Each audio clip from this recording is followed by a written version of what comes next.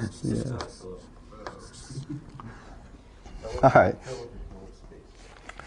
Okay, we're going to talk about complexity theory. Non-deterministic Philip. Non-deterministic Philip, and Philip space. When you draw those arcs like that, should we be filling those in as complete circles, or is that because there's going to be some funky overlap? Well, Neil's not here, so I stopped making bullseyes because he said he wants. No, they're complete circles. So. And I'm actually going to fill more in, so I'm not making a big picture yet. I just want to fill in enough so that it makes sense today, and then we'll fill it in a little more. So when you talk about complexity theory, you're talking about problems that you can already solve that are for sure in the decidable area, and you're wondering about how much time and space they take to solve. So problems that are in here are in polynomial time, like checking if a list is sorted, like finding the shortest path between two nodes. Problems out here are problems that you can do in polynomial time, but you're allowed non-determinism. So if you remember what that's like from the algorithms class, you can guess stuff and then verify it in polynomial time. From this point of view, from this class point of view, it means that you can have a non-deterministic Turing machine that does it. So that means, imagine if you have to try something and then check that it works. Non-deterministically, you can have an arrow that tries all of them at the same time. So the question is, how do you determine how much time it takes for a non-deterministic Turing machine to run? We're going to talk about that because it's very intuitive. But before we do, I just want to remind you, how much time does it take for a regular Turing machine to run that's deterministic? It's the number of steps it takes for it to say yes or no. Okay, that's the amount of time it takes. And let's say a particular Turing machine, has an infinite number of inputs, and for every single input, say of size n, the number of steps it takes is bounded by some constant times n squared. Then you'd say that the algorithm runs in order n squared, just like you do for programs. So you measure it the same way. But you can't say that a Turing machine runs in n squared on a particular input. That doesn't make any sense. Like if this input is 7 and the number of steps it takes is 49, it's true that that's n squared, but that doesn't mean that the whole algorithm runs in n squared, because maybe you have another one of size 10 and that takes 2 trillion steps. So to say that an algorithm runs in n squared or that a Turing machine runs in n squared, it's got to be something that works for every single string in the input, not just the particular one. Okay, so that's regular normal time. Space is not how many steps the Turing machine takes, but how many distinct cells on the tape it visits. So in general, if you use, say, n squared space, you have to have used at least n squared time, because you have to visit those places to write things there. So anytime you visit a cell, it takes at least one step. You can visit them a lot and go back and forth plenty of times and have your time be much more. But in general, polynomial space algorithms are going to contain polynomial time algorithms, because anything that takes polynomial time also takes polynomial space. Okay, because just doing that many steps. Other way around. Other way around? Any polynomial space problem is also polynomial time. No. If you have an algorithm that runs in polynomial time, Okay. then it takes polynomial space, because it can't. Because if it takes 10 steps, then it's seen 10 symbols. If it takes n squared steps, it seems at most n squared symbols. But it's possible to see n squared symbols on the tape and take much more than n squared time. Right? You can see n squared symbols in the tape and go back and forth an exponential number of times, just visiting those symbols and writing different things in them. So polynomial space contains polynomial time. Things you can do in polynomial space there's more things you can do in polynomial space. So to say that an algorithm runs in n squared or that a Turing machine runs in n squared, it's got to be something that works for every single string in the input, not just the particular one. Okay, so that's regular normal time. Space is not how many steps the Turing machine takes, but how many distinct cells on the tape it visits. So in general, if you use, say, n squared space, you have to have used at least n squared time, because you have to visit those places to write things there. So anytime you visit a cell, it takes at least one step. You can visit them a lot and go back and forth plenty of times and have your time be much more. But in general, polynomial space algorithms are going to contain polynomial time algorithms, because anything that takes polynomial time also takes polynomial space. Okay, because just doing that many steps Other way around. Other way around? Any polynomial space problem is also polynomial time. No, no. If you have an algorithm that runs in polynomial time, Okay. then it takes polynomial space because it can't. Because if it takes 10 steps, then it's seen 10 symbols. If it takes n squared steps, it seems at most n squared symbols. But it's possible to see n squared symbols on the tape and take much more than n squared time. Right? You can see n squared symbols in the tape and go back and forth an exponential number of times just visiting those symbols and writing different things in them. So polynomial space contains polynomial time. Things you can do in polynomial space are, there's more things you can do in polynomial space intuitively than you can do in polynomial time. And we're going to talk about particular examples of these later. All right, so before we talk about any more about the relationship between these classes, let's talk more about this class in between. I haven't proved to you that it's in between. You know that it's bigger than P. I haven't shown you that it's really less than P space yet. We'll talk about that later. But for now, what does it mean to have the time of a non-deterministic algorithm? Here's the way to think of Turing machines from now on. Stop thinking of them in terms of these detailed, low-level, transition things. Think of them in terms of more abstract things that are easier to analyze. In particular, you're going to think of them in terms of graphs. An algorithm that's deterministic looks like this. It starts in the initial configuration of the machine, and then it goes to another configuration, and it goes to another, and it goes to a few more, and sooner or later it stops and says yes, or it stops and says no. The computation of a deterministic machine looks like a straight line. Okay, and each of these dots is a snapshot of the machine. What does a computation of a non-deterministic machine look like? This is different. A non-deterministic machine starts here, and it might have more than one choice. So in order to represent this computation, we have to consider all the possible choices. And here's what it might look like. Let's say there's 4 choices. And let's say here there's 2 more choices, and out of this configuration there's only 1 choice, and out of this one there's 3 choices, and out of this one there's only 1 choice. And we keep going this way to new and newer configurations until sooner or later one of these branches ends up at a state that says yes. Then we accept. A non-deterministic machine accepts its input if one set of these choices, if you can find your way from the initial configuration, work your way down through the tree and find one leaf at the bottom that says yes. What if there's a million leaves that say yes? That's okay, as long as there's one. What if there's a million that say no? That doesn't matter. As long as there's one, this machine accepts its input. So the accepting computation is still a line. It's a single line. But the whole computation possibilities is represented by a tree. Everyone understand the difference? Okay. Is there a concept of once you're at a path of length b, there's no sense of going to b plus 1? Well, that's a good question. So that has to do with the question I was going to ask you next. How much time does it take to accept a string in a non-deterministic polynomial algorithm? How do you measure the time? Well, here it's obvious how you measure the time. You count the steps. How do you measure the time here? Well, what do? It's a definition, so there's no, there's a right answer, but it's arbitrary. We just decide how to measure the time here. The idea of a non-deterministic algorithm is that it gets all these choices ORed together, and it gets them for free. You can try them all, in some sense, at the same time. So it's getting power for you. And the amount of time we actually measure is not the time it takes to look through this whole tree and find a yes on the bottom, but simply the time it takes to find one branch to the bottom.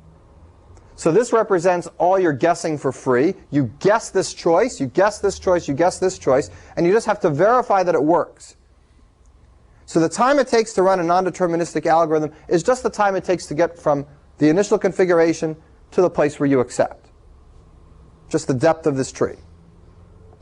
Yeah. Why is the 2-player game thing different then?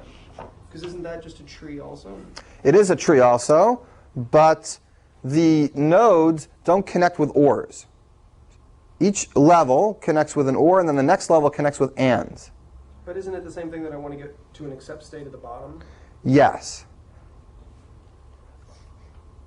Let me get to it later. It's a good question, and it needs to be clarified, and I haven't clarified it yet, but I will get to it. So in this case, it's just one little branch that represents the computation. What if there were lots of different places to find yeses? Then which one do we count as the time it takes to do that string? What if there was one that went down here, Yes. And one that went down here? Yes. Which one do you count as the time it takes? The shortest one. Okay, so that's the official definition. If the non-deterministic algorithm accepts a string, the time it takes is the distance from the initial configuration to an accepting configuration. That's the shortest one. Okay? Everybody understand that? It's technical, but we have to make sure everybody's on the same page here with the definitions. Okay, questions about this? I'll get to your question, but not just yet. It'll take a little while.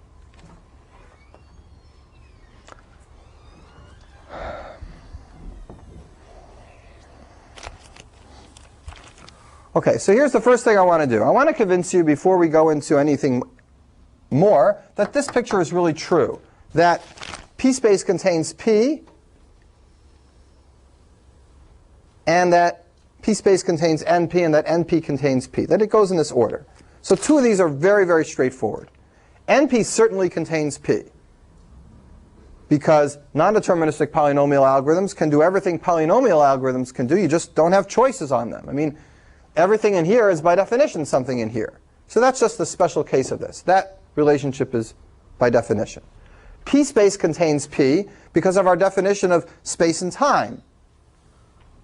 Space means how many different cells you visit on the tape. Time means how many different steps you take. So if you have something that takes 30 steps, it's got to take at least, if something that takes, did I say that right?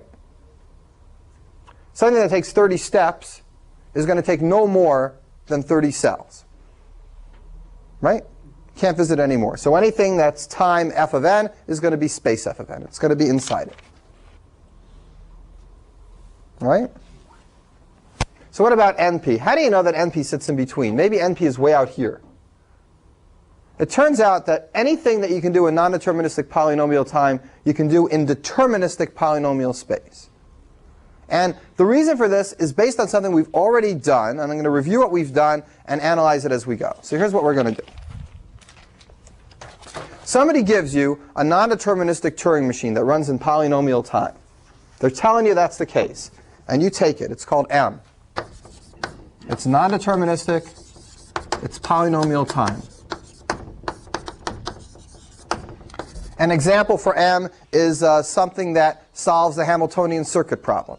It non-deterministically chooses a sequence of vertices and then checks that they actually all connect together and make a circuit. We've done a lot of these non-deterministic algorithms in the algorithms class. So there's a non-deterministic polynomial time algorithm. How are you going to simulate this without non-determinism? If you take the non-determinism away and you have to do the same algorithm without the non-determinism but just determinism, what do? We talked about this when we went ahead just to prove that anything non-deterministic done in a Turing machine could really be done deterministically. So let's do it, but this time let's keep our eye on how much time and space we pay in order to do this simulation. Okay? So we're going to do the same simulation, non-determinism to determinism, but let's watch what happens to the time and space. Let's see if it grows. All right, what do? How did we simulate non-determinism? We can make this picture again. Here's a non-deterministic machine. It's essentially a big, big graph like this. The machine describes to us the choices at every step. And we can build this graph, or this tree, as deep as we like, and it represents the possible computations of this machine.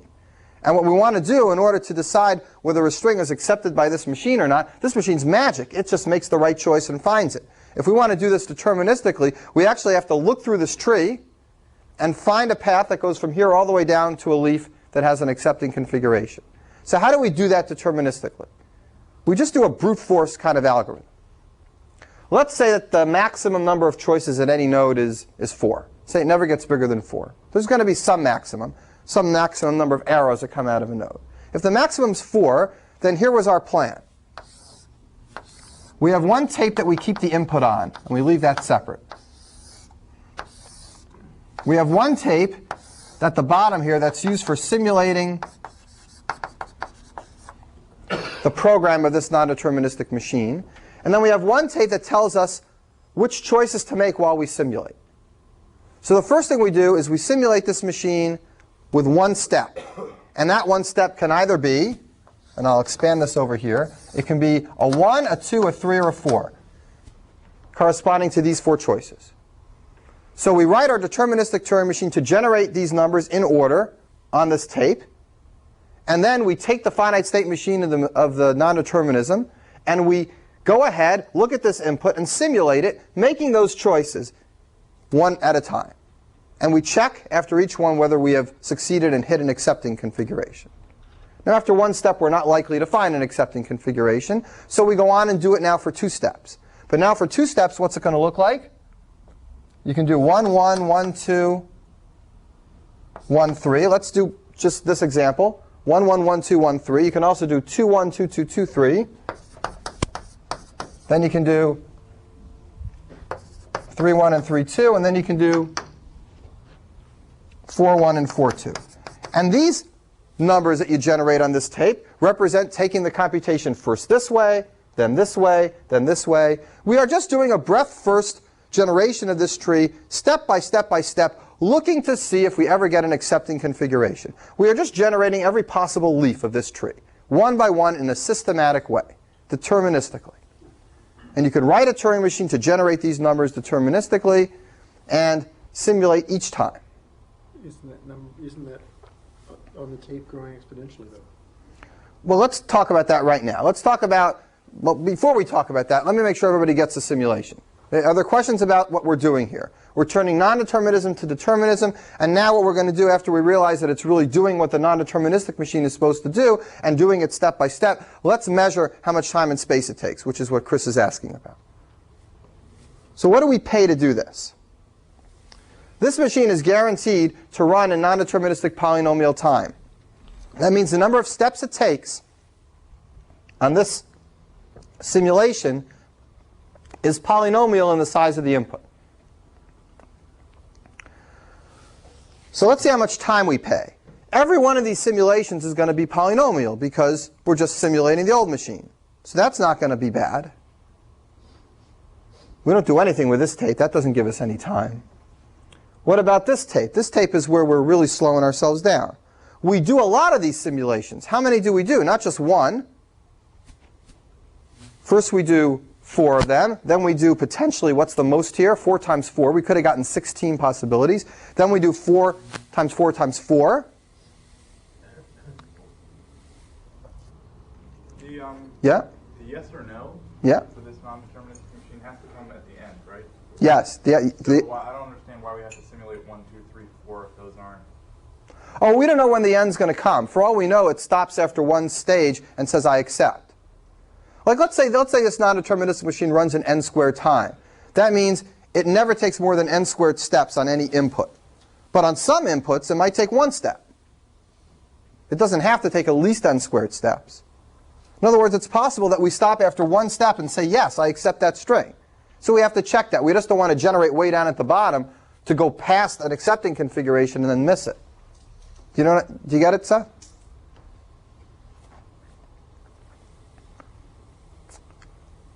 All right, well, how far might we go here? Here's 1 step, here's 2 steps. You got to go 3 steps. How many steps do you have to go? Well, I didn't tell you what this polynomial time thing was. Let's call it f of n. This is going to find an accepting computation after f of n steps at the very worst. Could be n squared, could be n cubed. So this is 1, this is 2, dot, dot, dot, dot, dot. This is the list for the f of n steps. How many different things are in this list? Here we had 4 to the 1. Here we have 4 squared, possibly. Here we're going to have 4 to the f of n. This is how many different sequences of numbers will appear successively on this tape when we finally get to the bottom, at which point we know we can stop simulating. Right? I mean, if you don't get it after this point, you can just stop. You don't have to keep going further. You can say, no, it's never going to accept. It's going to be in some infinite loop, because you've got a bound on how long it's supposed to take. That's kind of an important stopping point. That means you never have to simulate this forever.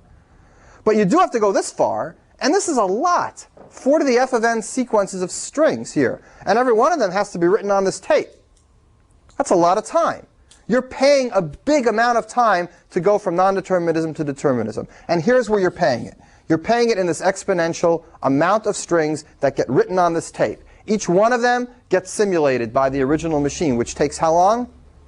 Which takes f of n. 4 depends on the maximum number of arrows out of a state. So it's constant, but it could be 4 or 6 or 8. In any case, it's exponential and it's bad. So what we've shown is, well, here's what we have shown, and I'm going to write it down. It's definitely exponential. It's not worse than exponential, right? It's exponential times some linear. So I'm going to make a new class out here called exponential time.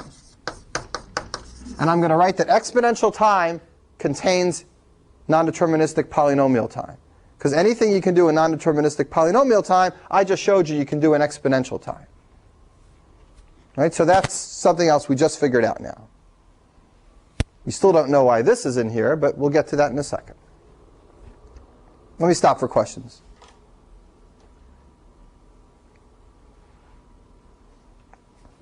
All right, so this is at the heart of the P equals NP question. The fact that when you go from non-determinism to determinism, you pay for it with exponential time. And nobody knows how to do better. It would be great if we knew how to do better. But nobody knows. Questions about this?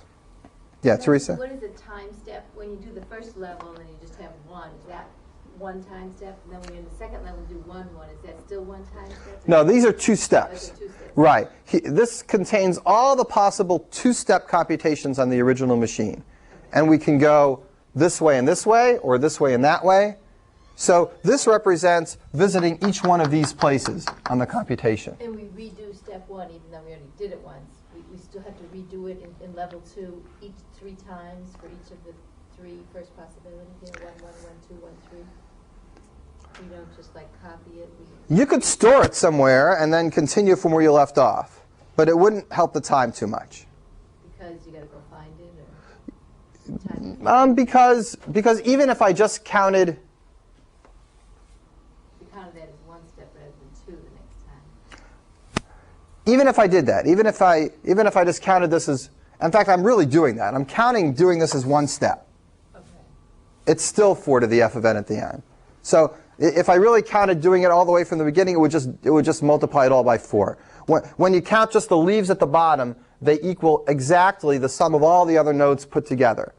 So including all of them, as opposed to just including the leaves, just doubles this number, but it won't change how bad it is or make it better. Yeah, it's a good question. I mean, there's a technicality there. And I'm really not actually including how much time it takes to get to the bottom. I'm not saying that it takes 2 steps. I just figured it takes 1 step to do this. But really, actually, it's not 4 to the f of n. According to what you're saying, it's really 4 to the f of n times, like, log f of n, the size of this number. And, I mean, it's true. But, I mean, the point is it's bad enough here. We don't have to worry about those details. All right, how much space does this take? It takes a lot of time, but how much space does it take? I want to convince you that it only takes a polynomial amount of space. And that's why polynomial space contains this.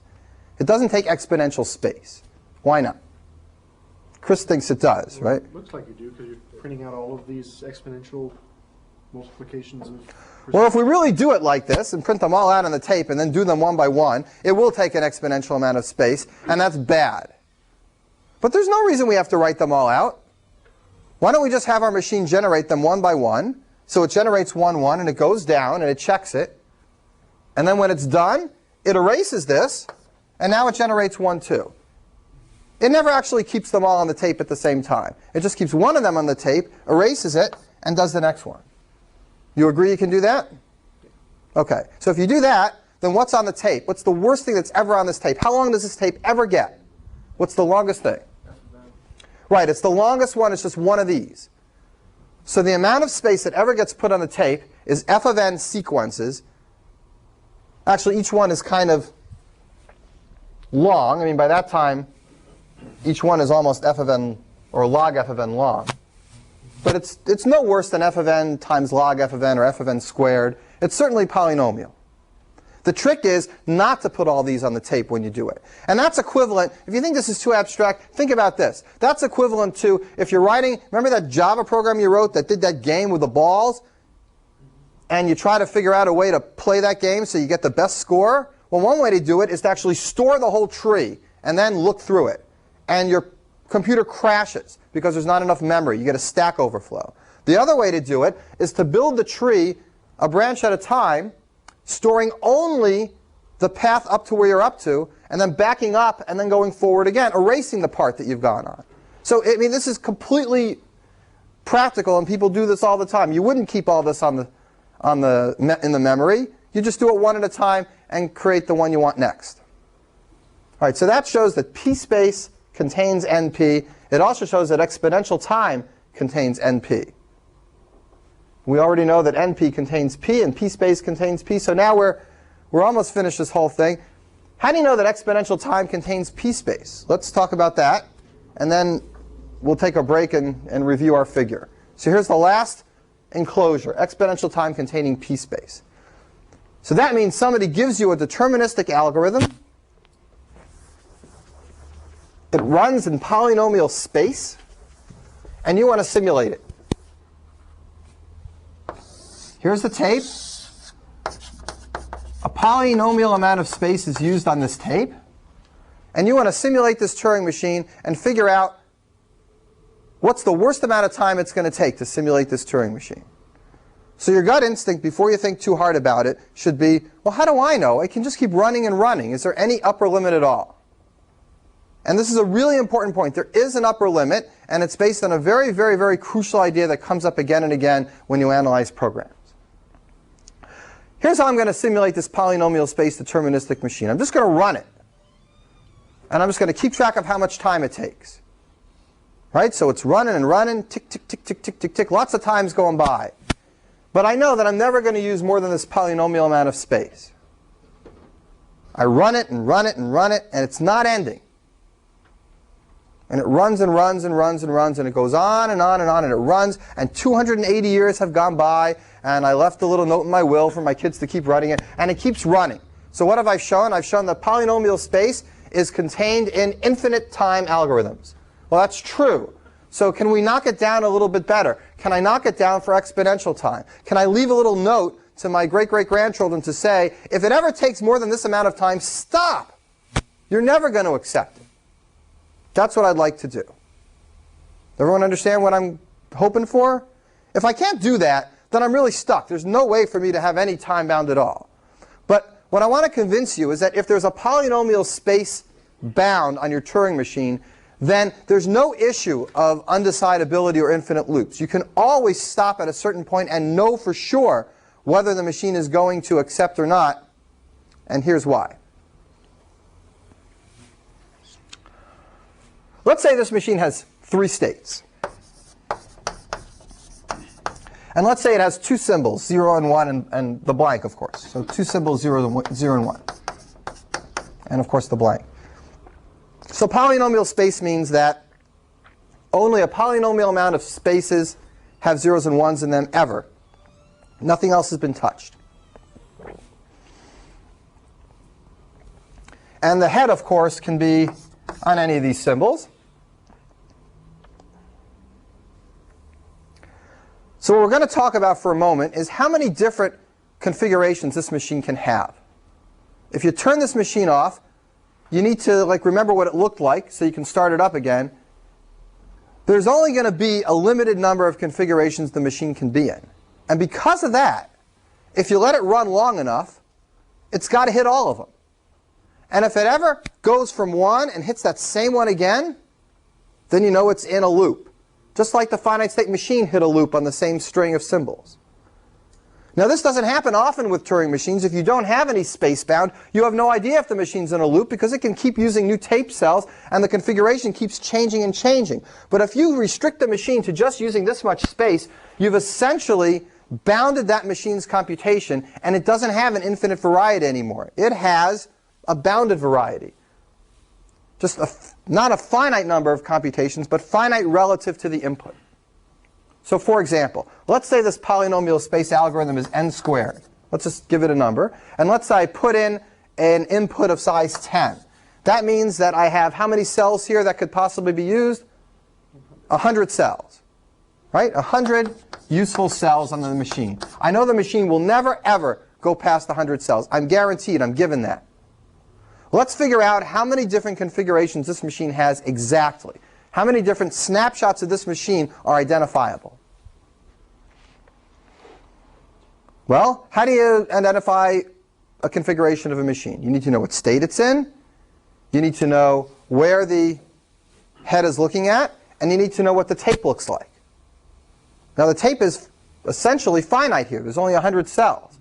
How many different sets of zeros and ones can I put in these 100 cells? Two. It's like how many binary numbers are there that have 100 digits? 2 to the 100th. This represents the different tape configurations. That's not all. For each of those, I could be in any one of these three states. Times 3. And for each of those three states and for each of these configurations, my head could be in how many different places? 100, right? It could be in front of the first one, in front of the second one, in front of the third one, all the way up to in front of the 100th. I'm going to rewrite this in general. Q is the number of states. K is the number of symbols on the tape. S of n is how much space I have. And this is the number of configurations in a machine with Q states, K symbols, and S of n space. Here's the specific example. Here's the general way of looking at it. Here's the point. When you start running this machine as a deterministic algorithm, you just run it, but on a separate tape, you go ahead and look at the number of states, look at the number of symbols, look at the alleged space function, calculate that on the size of the input. So you calculate this 100 and this 3 and this 2, and then you calculate this number, and then as you simulate the machine, you start counting. 1 step, 2 step, 3 step, 4 step. If during the simulation you ever accept or reject, then you accept or reject. You're all done. And that's a fine simulation. But what happens, the only problem is, what if the machine keeps running and running and running and running, and sooner or later it takes more than this many steps? At that point, you know that two configurations that are identical have occurred during this computation. If that happens, it means you did something like this.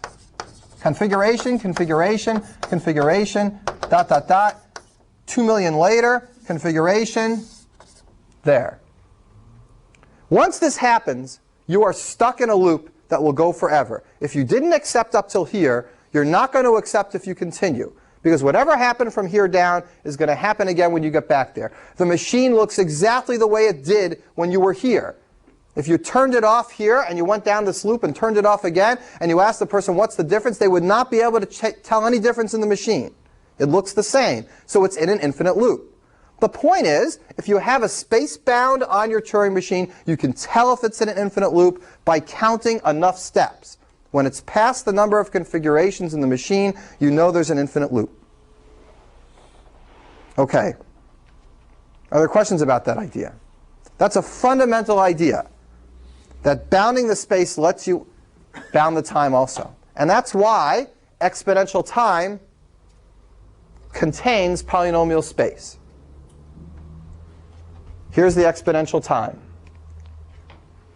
This much time to simulate S of n space.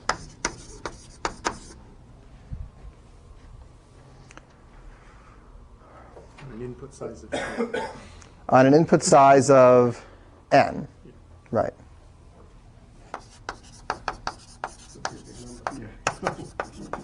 On input length n. Right. Space Tm. All right. Questions about this? Stuff tricky, huh? So this picture is now justified. It really does have that hierarchy and that structure. Teresa, you have a question? What are you thinking about? Okay. Gary, okay? Yeah. All right. Good. In this kind of a world, we don't care at all if the time is in any way. I mean, 2 to the 100 is obviously not a reasonable time, but we don't care if it would end before eternity. That's right. Good enough. Well, this is right. Well, it's exponential time, right? There's super exponential time too. It's not that. It's not 2 to the 2 to the something. You're thinking this is weird? There's a problem that you can prove, it's one of the few problems you can prove actually requires exponential time. There's a problem that you can prove actually requires exponential time. It's not exponential time complete, where if it's solvable, then everything else is solvable. It's even stronger than that. It really needs exponential time. And it's not some whacked out weird problem. It's take two regular expressions where you're allowed to do this. Instead of just 0 star and 0 plus 1 or something, you're allowed to put in stuff like this, 1 to the 10th. You're allowed to use exponentiation, just like in your regular expressions you use in any language, where they probably let you do just that. Two regular expressions that let you do that, are they the same, yes or no, has to use exponential time. So don't start writing algorithms to do that. Regular expressions are hard to compare. Do they generate the same language? Very, very hard. That's way out here. So yeah, it's not practical, but that problem is one that a naive student is going to try to do one day. And it's nice to know that better come up with a better way to do it. Other questions about this? All right.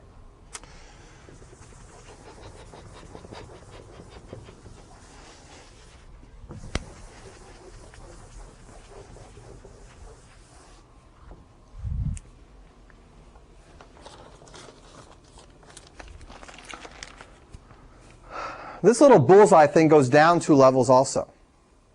And our book talks about these levels, and I'll put them in for completeness. So one here and one here. This is non-deterministic log space, and this is deterministic log space. The book calls these NL and DL.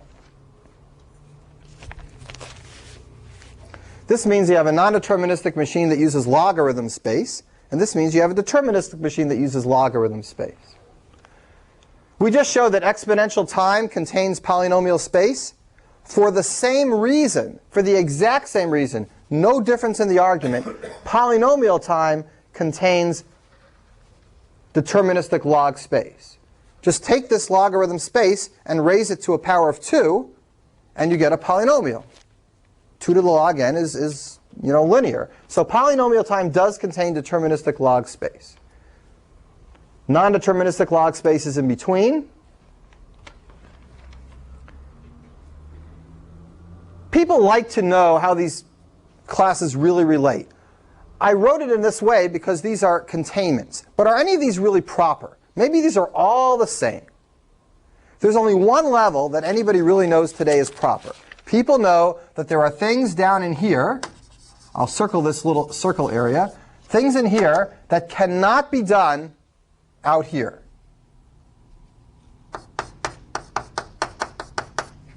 So there is really a difference between this level and that level. There is a hierarchy. There are things that take polynomial space, and you can't do them in logarithm space.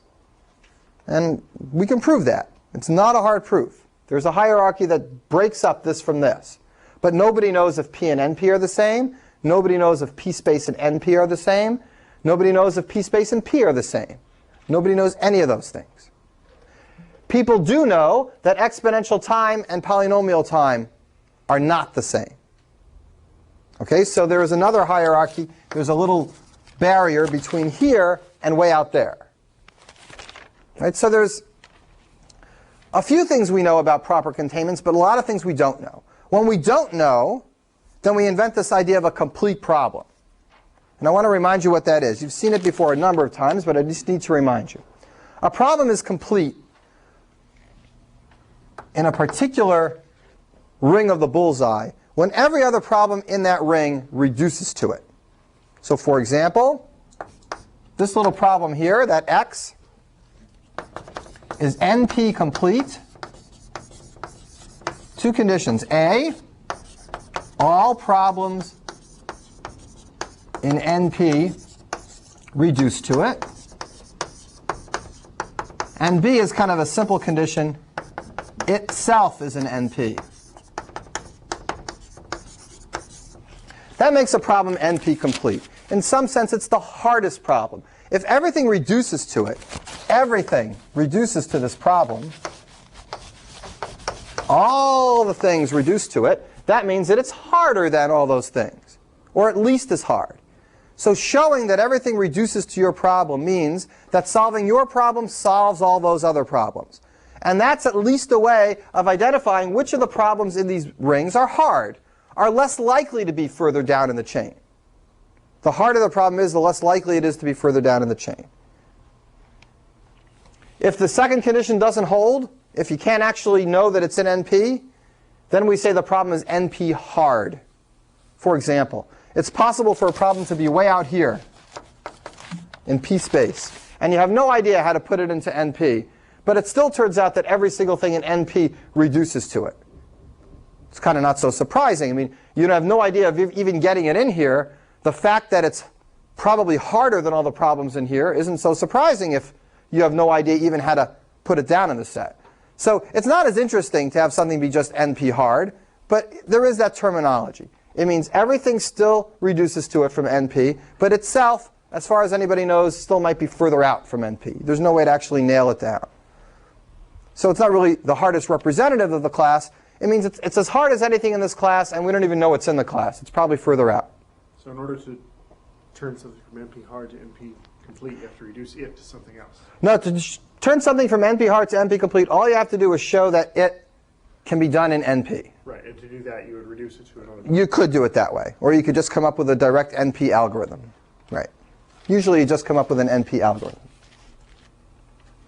These complete ideas go for every single class. There are complete problems for every single class that we don't know a containment difference from. So we don't know P space is the same as NP or P space is different from P. So we have P space complete problems. Problems that you know how to do in P space, but that everything in P space reduces to that. So if you could solve those problems in polynomial time, everything in P space would be polynomial time. So we have complete problems for any class that we have questions of containment about.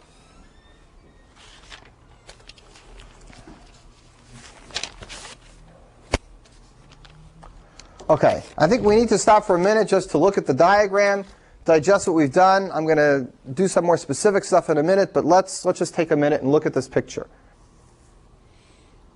What's missing in this picture? If you were just looking for patterns, even if you didn't understand a thing about what these classes meant, there's a pattern that's kind of missing. There's something that we didn't put in.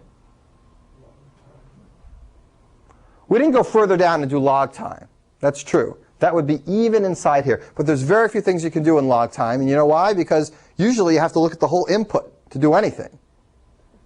And log time means you're looking at, you just have very little time. But people still like the idea of log time. So you know what they do? They just kind of invent that, all right, here's your input, and here's your special tape, and we'll just count how many steps you take on this special tape. But anything in log time means you can actually solve the problem without looking at the whole input. So there's hardly anything useful or interesting like that. Searching. Things like searching. Searching on a sort of... Like log n time, sure. Things like searching, right. I guess that is interesting. I take it back. What about log space? I mean, you have to look at the whole input. Doesn't that take n space? Is there anything less than n space? So to define log space, you always imagine you have two tapes. One that holds the input, that doesn't count, and one that holds your work area, and that's what you actually count for your space. It's reasonable, really, because you want to really check how much extra space you use. And there are lots of things you can do with just log extra space. But there's still something missing here. Michael's right, the log time's missing for a reason. But there's something else that's missing for a reason. Right, how come I didn't put non-deterministic polynomial space in? Right, I stuck in non-determinism at every level, and I didn't stick it in after polynomial space. I just left it be deterministic. So it's not there because it's the same. dp space is the same as np space.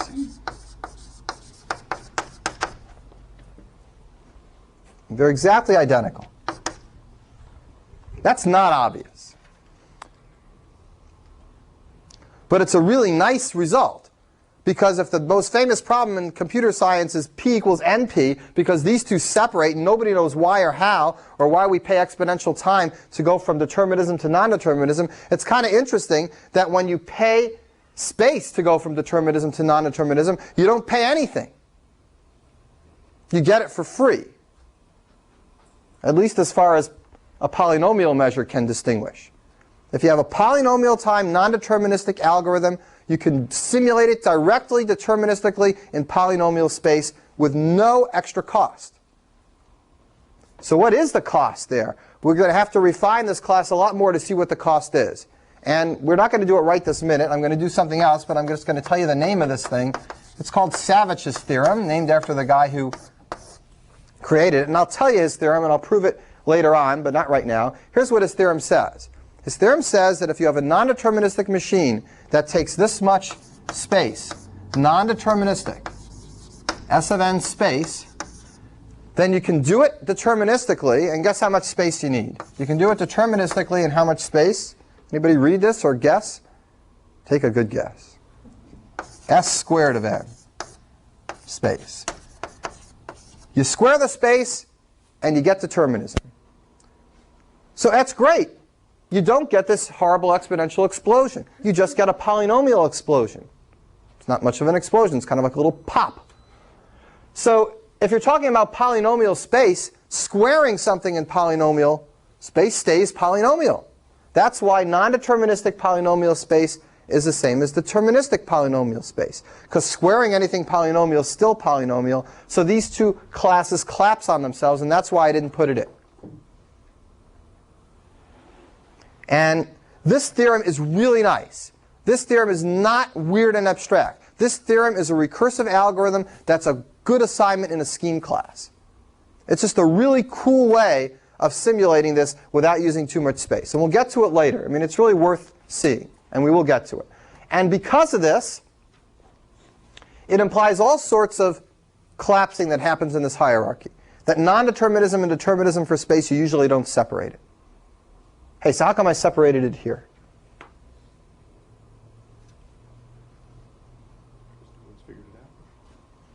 Well, I mean, I should be able to, what could I put around n log space?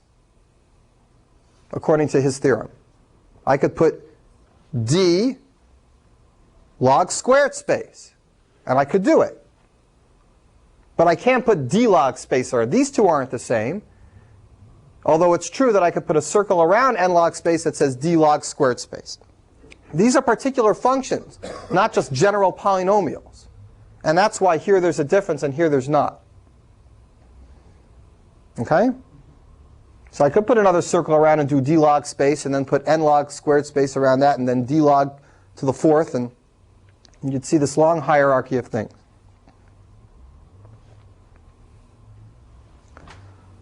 All right, we'll get back to Savage's theorem in a little while. Are there questions before we go on? Questions about the big picture? Anything about this? All right, I want to do two more neat things today. One is Savage's theorem, which I'll do at the very end because I think it's really neat. And one is about p-space complete problems, to show you an actual reduction of a p-space complete problem. But before I do it, I just want to give you a sense of at least what theoreticians do when they see this diagram. They really like this stuff, and they look at it, and they love to figure out more explanations and relationships between these classes. So they come up with all sorts of new definitions. And the more carefully the new definitions fit in with this picture, the happier and more elegant they feel it is. So just to give you an example, and I'll talk about this example on another day in more detail, but just one example. Here's a non-deterministic Turing machine. We talked all about it. You know, it's got these choices. And if either this or this or this leads to an accepting configuration, we say yes. You all know what a non-deterministic machine is. I once mentioned when we talked about finite state machines, why don't we have something called like, instead of non-determinism, why don't we have like, non-determinism is like ORs. Why don't we have an AND non-determinism machine? Like we have a finite state machine that has two zeros coming out of a state, and instead of saying, I accept if there's a way to get from this to a final state, or there's a way to get from this to a final state, why don't I just make up a finite state machine, and the definition of whether I accept a string or not is if both these paths lead to a final state. This and this. I could make machines like that.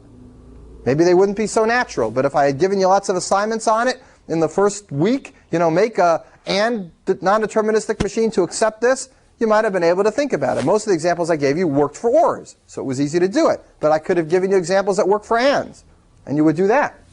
Intersection's really easy if you have ANDs, right? So you could have done lots of intersection problems this way. In some sense, it's an accident that this was never defined, because 15 years after non-determinism was defined, this was defined. And it was defined in more generality. Here's how it was defined. It says you make a finite state machine, and every state you have to tell me whether it's an OR state or an AND state. If it's an OR state, it's like regular non-determinism. But if it's an AND state, that means both these have to find accepting configurations. And a string is accepted by this machine only if there's at least one path out of every OR, and all the paths out of every AND end up in an accepting spot. That's called an alternating finite state machine. As you might guess, every alternating finite state machine can be converted to a deterministic finite state machine. And it's this big conjunctive normal form connections of ands and ors that you hold in the states. Remember, we used to hold just the ors in the states, this or this or this or this. So now if you do that construction, you get this and this and this, or this and this and this, or this and this and this, just like conjunctive normal form. And it works the same way, and there's only a finite number, and it's all the same. Alternating finite state machines the same as regular finite state machines. But you know what happens when you take an alternating finite state machine that has n states and you convert it to a deterministic finite state machine? What happened when we took a non-deterministic machine and we converted it? What happened to the states? Potentially they exploded to 2 to the n. So you know what happens here? It explodes even a little bit worse. So people then, 15 years after non-determinism, figured, well, let's make an alternating Turing machine. What the hey?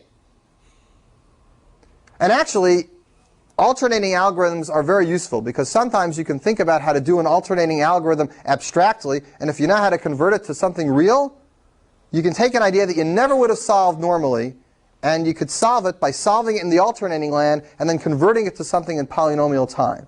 So it's not just whiz out, abstraction. It actually is really helpful to solve real problems.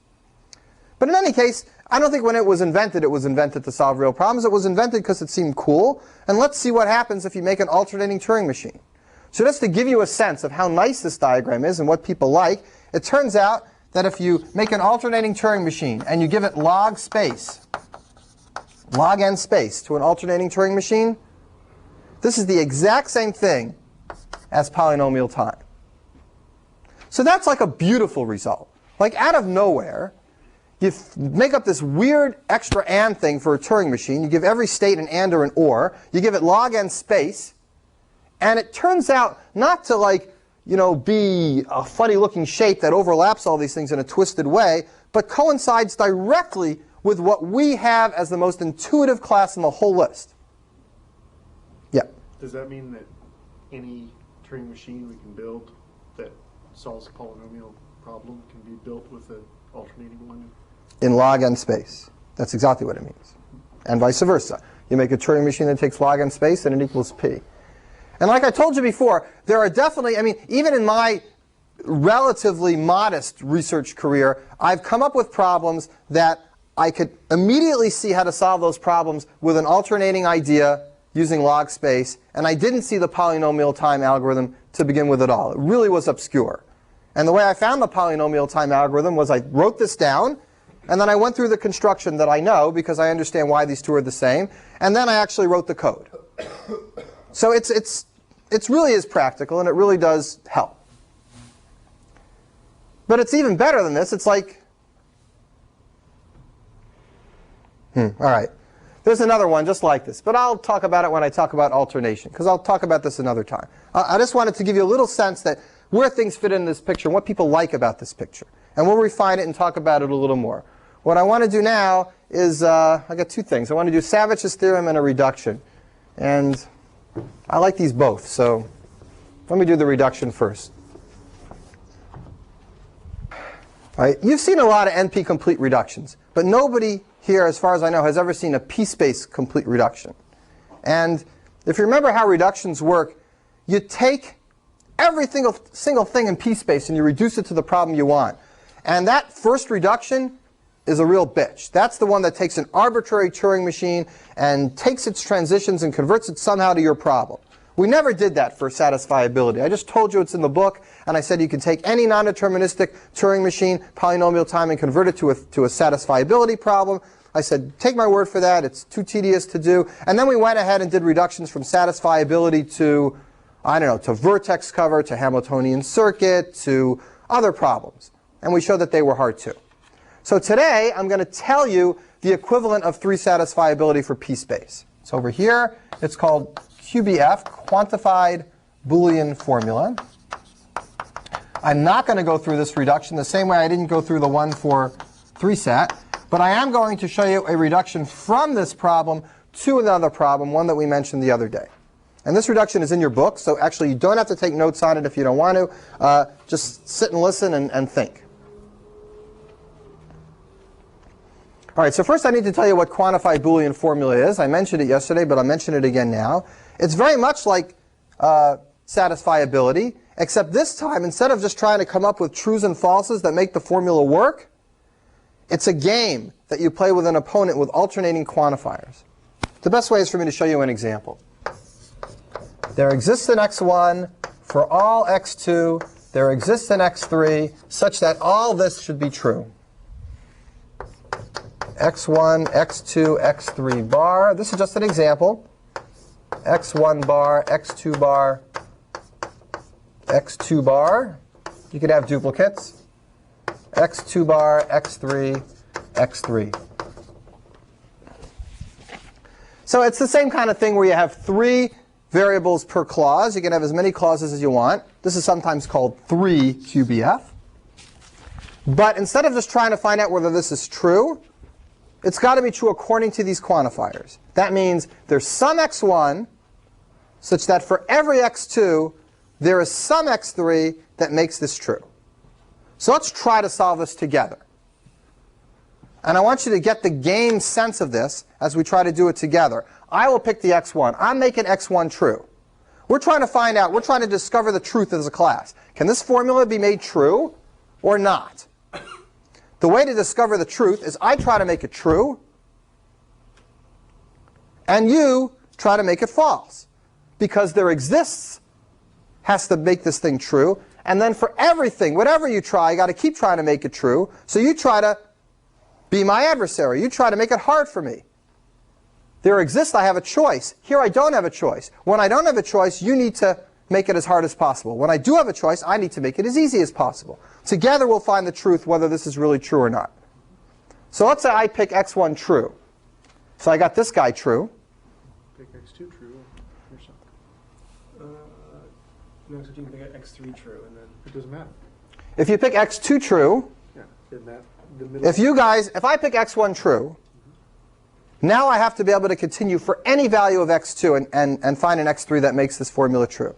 But if you pick x2 equals true, that means x2 bar is false.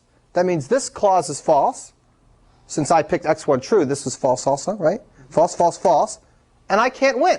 I can pick x3 to be anything, but this clause ends up being false. So I'm going to go back. So I didn't succeed making this formula true. I'm going to go back and I'm going to pick x1 false this time. So now I took care of this one. And now it's your turn. You've got to try both values for x2. Well, false. If you pick x2 false, I'm OK, right? No? Well, you can't pick x3. Let's see. I pick x1 false. And you guys want to pick x2 false. So if x1 is false, x2 is false. That means I'm going to have to pick x3 equal to false. That's my only choice to get this one to work. But if that's true, then I can't do the last one. So what's the answer to this question? Is there a satisfiable formula according to these rules? The answer is no. All right? Because whatever I tried here, there was some way for you to mess me up such that whatever I tried here, I couldn't fix it. Now these quantifier alternations can go forever. They go as long as there are variables. So if there's 30 variables, you have these quantifiers alternate 30 times. You can see that this is a harder problem than the other problem. The other problem, you just have to come up with some way to do it. Here, every time I try to do it, you guys are getting in my way. And that's what it is. It's a back and forth fight to try to make this true, and you guys try to make it false. And together we discover the truth. Just like if we play chess for 2 to the 30th centuries, we will sooner or later discover the truth of who wins when they move first. Right? If we sooner or later play all the games, we'll know how to play perfectly. That's what we're doing here, but we're actually playing all the games, and we see who wins. And this time you won. The universals win, and when the universals win, that means the formula cannot be satisfied. When the existentials win, that means the formula can be satisfied. Everybody get a sense of this? Okay. Right, you know what? I'm definitely going to finish this today, but I'm not going to do Savage's theorem today. I'm going to do this a different day when you're clean and clear, and I don't have to keep you late. So let's finish this one idea today, because this is going to be nice, and I'll leave Savage's for a different day. Tomorrow, maybe.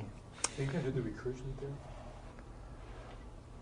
I wasn't going to, but I will if you want. That's so cool. Neil wants me to do the recursion theorem. That's a theorem that says that a machine can basically look at itself and spit its own description out on its tape. This is like a fun puzzle you give to beginning students anytime they learn a programming language. You say, write me a program that actually prints itself out. So here, print. Does that work? Almost. This program, when you run it, just does this. And I want it to do print. So at first you think about it for a while and you go, there's no way to do it. But you need just a little bit of a breakthrough, and you figure out a way to write a program that can print itself out. And that's exactly the trick in the recursion theorem. It's the same trick. If you can figure out how to do this for a programming language, you can figure out why the recursion theorem works. But I'm completely off on a side thing, and I'm not going to do this right now. You know what, maybe I'll do it as a recitation, or I'll do it as an optional thing. Just as a side point, I'm trying to finish this class on Friday, and I definitely will get to and beyond what I think is a reasonable amount for one semester.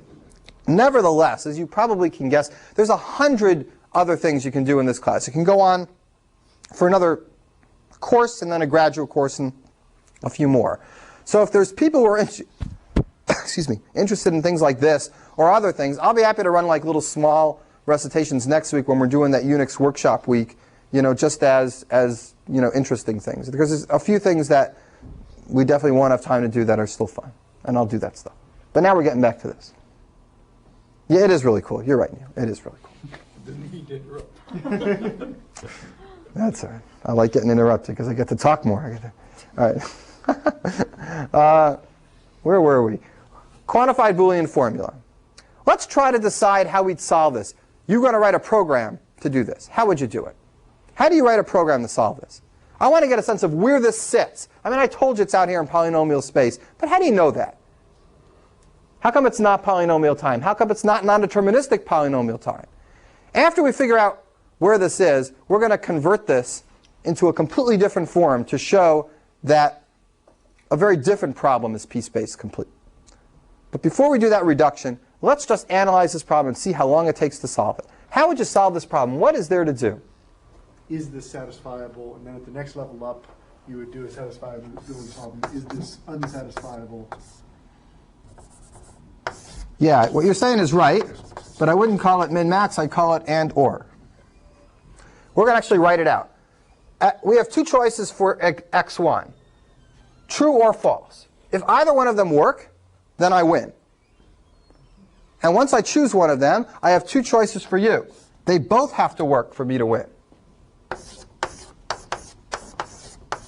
Then I'm back to the or level. I get to choose. If one of the two works, I win. Now I'm at the bottom of my tree. What do these represent? They represent actual formulas that I can plug values in. This is a choice of true, false, true, false, true, false. This is x1, this is x2, this is x3. Right? So when I get down to the bottom here, say to this one, this represents x1 is false, x2 is false, and x3 is true. And we check it. We check that formula. We check this formula. If these are both one or the other, if one or the other of these is true, then I mark this as true. I work my way back up this tree. An OR gets marked true if one or more of its children is true. And gets marked true only if both of its children are true. And if this reminds you of alternation a little bit, it should. That's why I mentioned it. And when you get to here, if this or this ends up being true, then you mark this true. If the thing up here gets marked true, you answer yes, there's an assignment. And if the thing up here gets marked false, you answer no, there's no assignment. Now, how long does it take to do this? How big is this tree? There's only 3 variables here, and we generated a tree with 8 leaves.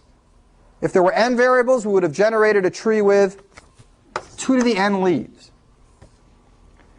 We do an assignment calculation on each one of these. So that takes, whatever, 3 steps for each one to calculate a true or false. And then we got to take it and run it back through, doing ors at each node or ands at each node. So that's going to do a number of steps equal to all the internal nodes. That's going to double this. There's as many nodes here as there are nodes here. So 2 to the n plus 1 time to go ahead to do this. Exponential time to solve this problem. Way out here. Can we do it in p-space? Could we do it in non-deterministic polynomial time? We could do regular 3-sat in exponential time, but when we try with non-determinism, we get it to polynomial time. How do we do that? We just guess true and false values. We do that in 3 steps, and then we check it in linear time. How come I can't do that now? 3 satisfiability gives me the same tree, the same exact tree. True or false for x1, true or false for x2, true or false for x3. The same computations at the bottom. If this was regular satisfiability, everything's exactly the same except for one thing. What's different about QBF compared to regular satisfiability? It's not enough information just to have one guess. Right, but you're right. But more specifically and more obviously at the top level. If I do this for 3-sat, I got the same tree, the same exact thing, 8 things in the bottom. And if one of these turns out to be true, then I say true. What's that mean? That means each of these nodes on the top are what kind of nodes? They're OR nodes. And if they're OR nodes, I just have to guess a sequence through, and I get it for free with non-determinism. The problem here is that I got these AND nodes at different levels. So here's what an accepting computation looks like. It's not a line anymore. It ends up being this kind of a subtree. And I don't get this for free in parallel. I don't get ANDs for free in parallel in non-determinism. I actually have to go down both and check it. So because of that, maybe I cut it down halfway, because half the different nodes I can take advantage of them, but the other half I can't. So maybe I get 2 to the n divided by 2. But it's still exponential. So I can't do this in non-deterministic polynomial time. I can't do it in non-deterministic polynomial time, or at least I don't see any way to do it, because the ands have to be traversed themselves. You don't get those in parallel. If it was an alternating machine, you could do it. But you don't have an alternating machine. But how do you do it in polynomial space? Same as trick as we did before. Don't go ahead and store the whole tree, which gives you this exponential stuff. Just go down a single path and work your way back up, remembering that this is an OR node, just like you did with a depth first search if you did the GO problem in algorithms. When you come back to a spot, you got to determine if you're going to take those pieces off. So remember whether all the other paths out of there were surrounded. You remember that this is an OR node and that this is an AND node.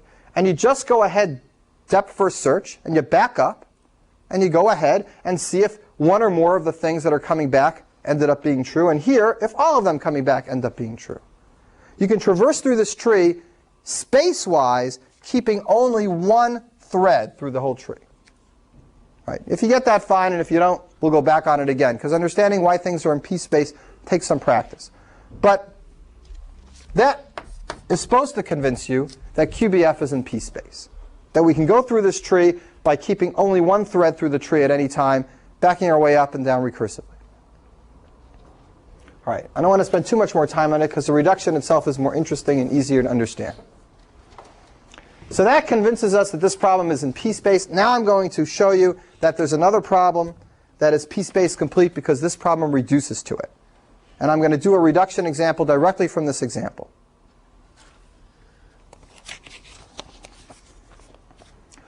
All right, so here's the problem we're going to do. We're going to do the geography game that I told you about yesterday.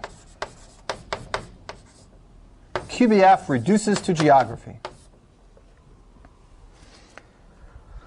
Geography is that game where everybody gets a book, and this is regular geography, not my weird version where people play by themselves, but the version where people play against each other. You pick a move, a country in the universe, the person continues with their move, starting with a letter that your country ended with.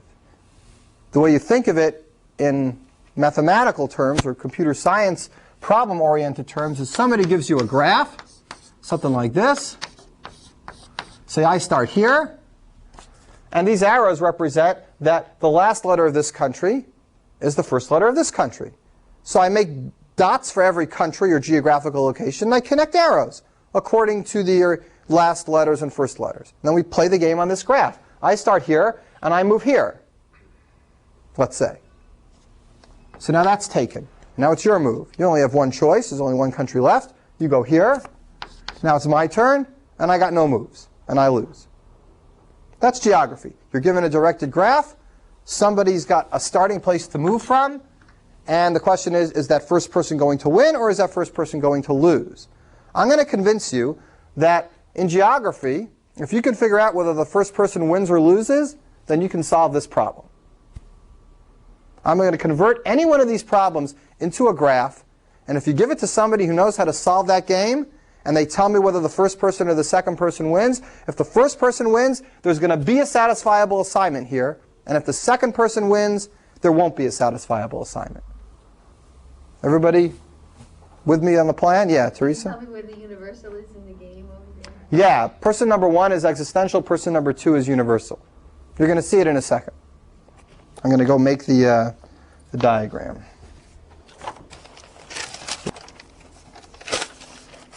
I don't know. I lost it, but I know how to do it by heart, so it doesn't matter. Here's the picture we're going to make.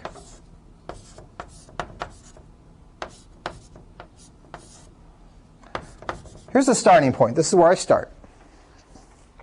We're going to have a little diamond like this for every one of the variables. Remember how we tried to decide the truth or falseness of this before? I'm going to mimic exactly what we did before, but turn it into the context of a game. That's why we did that before. So this would make more sense.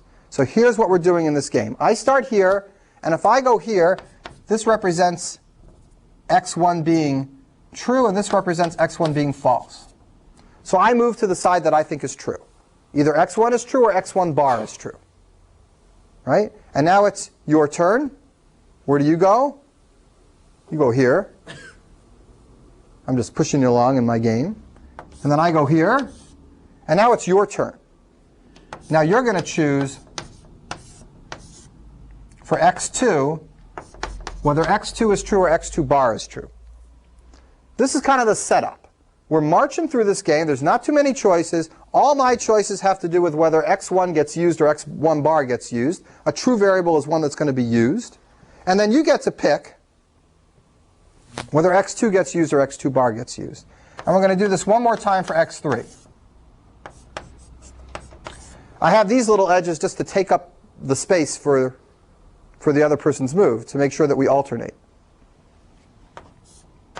So here's x3, x3 bar, back together.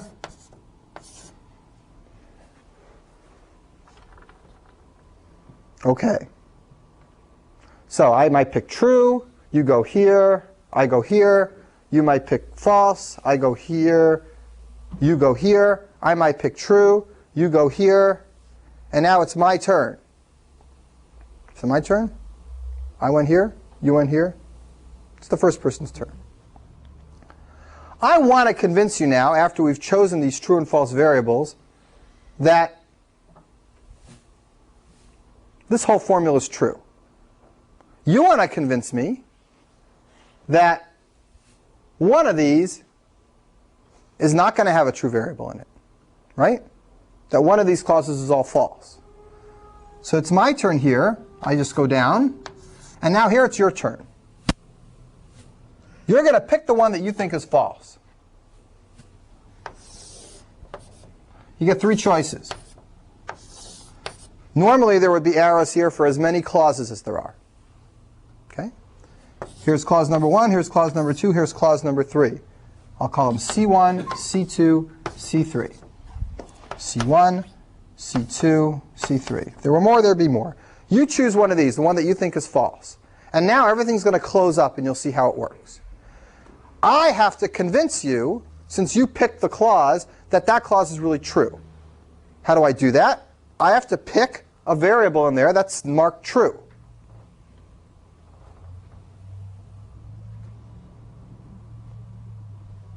So here's what I'm going to do. C1, let's actually play this game. I'll make it more clear what to do. You guys win the game, right? Whatever I do, so it doesn't matter. Let's say I'm going to go here. I'm going to pick this side. You go here.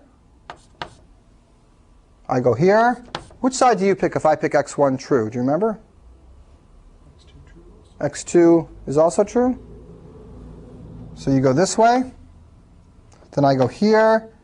You go here. I can pick anything I want. I don't think anything works. Say I'll go here. You go here. I go here. Which clause now do you know has all the falses in it? That's where you want to go. Which one? The second one, right? All right, now what messes me up? What messes me up here is if the only way out of this spot is all falses, then I lose the game. But if there's a true out of this spot, then I win the game. But we marked all the true and falses really carefully, right? We put X's on all the true ones and open on all the false ones. So what edges should I connect here to make sure that the game finishes up right? If x1, x2, x3 is in a clause, then I should allow this one to exit on all the opposite values. Same thing here. Let's look at C2 in particular. Let's going to connect it to x1. Sorry, x1, not x1 bar. Connect it to x1 and to x2. When you picked this spot, you killed me. The only way for me to go out is to go to the two things that are marked false. To go to the opposite of the ones that were in there. So I lose the game. If you had picked this other clause, I would have had a way out. So where does this other clause go? C3 goes to x2 bar and x3 bar. And C1 goes to x1 bar and x2 bar and x3. The opposite of whatever these are. What's that? Oh, C1, not C2. Thank you. I'm going to erase these x's. We're going to play the game again.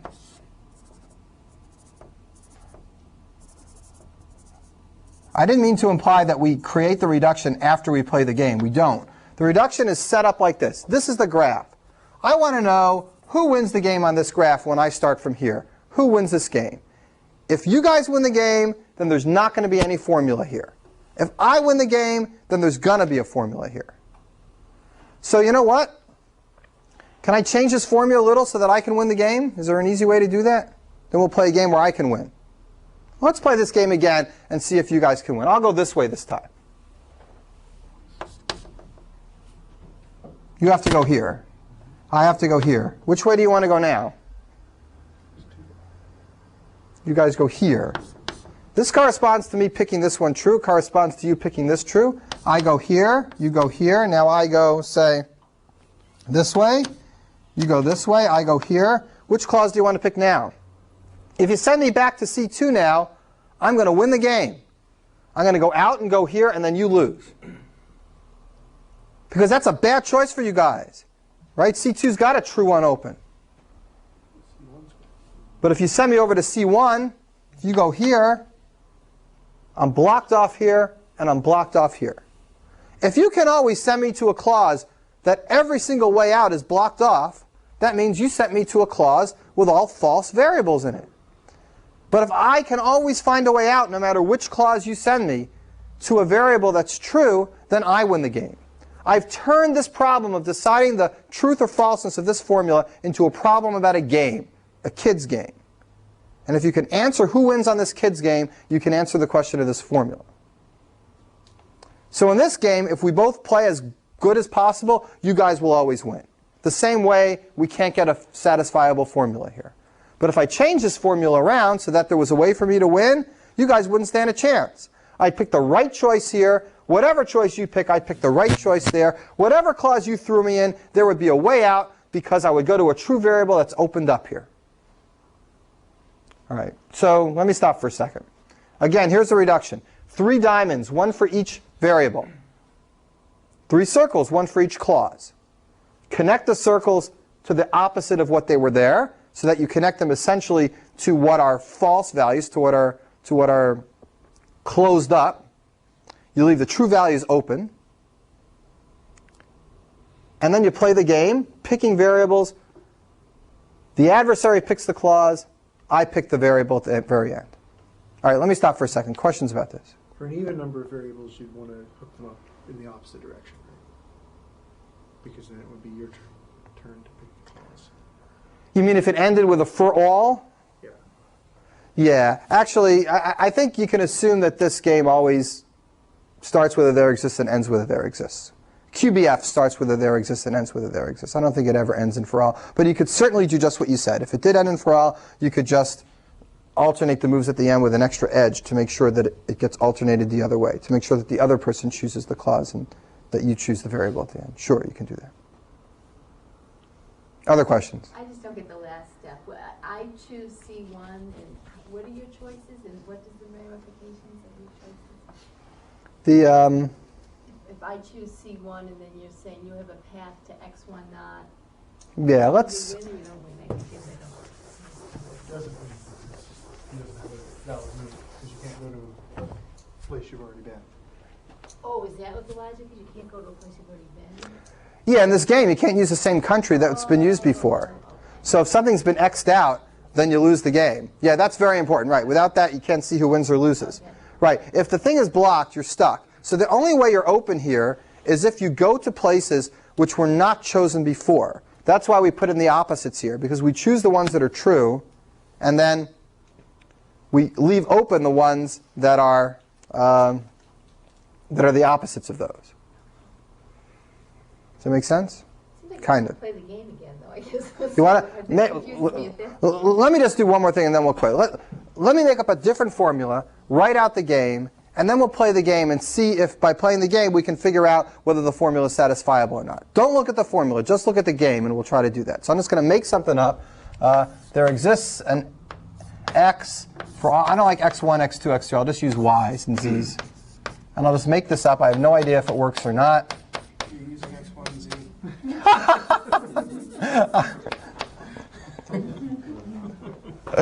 You gotta wonder. We do. Oh, man. Oh, scare myself. I'm going to make 4 clauses this time, just for...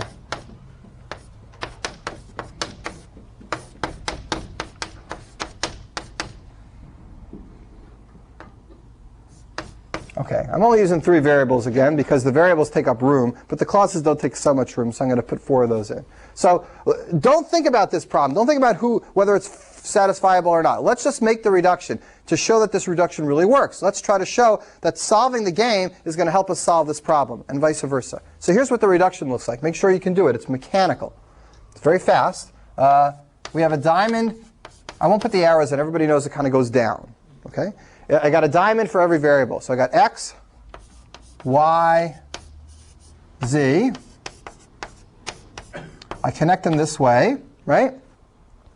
I got another edge here. Then I go to the 4 clauses. 1, 2. I'll put 2 on this side. 3, 4. Now it's looking pretty. All right, let's do the opposites here. I'll just mark this x, x bar, y, y bar, so we remember what we're doing, z, z bar. This is going to be C1, C2, C3, C4. Okay, so C1, this is going to be x bar, y, z bar. So we do it to the opposites. This goes to x, help me, y, y bar, and z. Okay? The next one goes to x bar, y bar, and z. And now let's do this guy. X. Oh, color chalk. Very good idea. Color chalk, color chalk. Absolutely.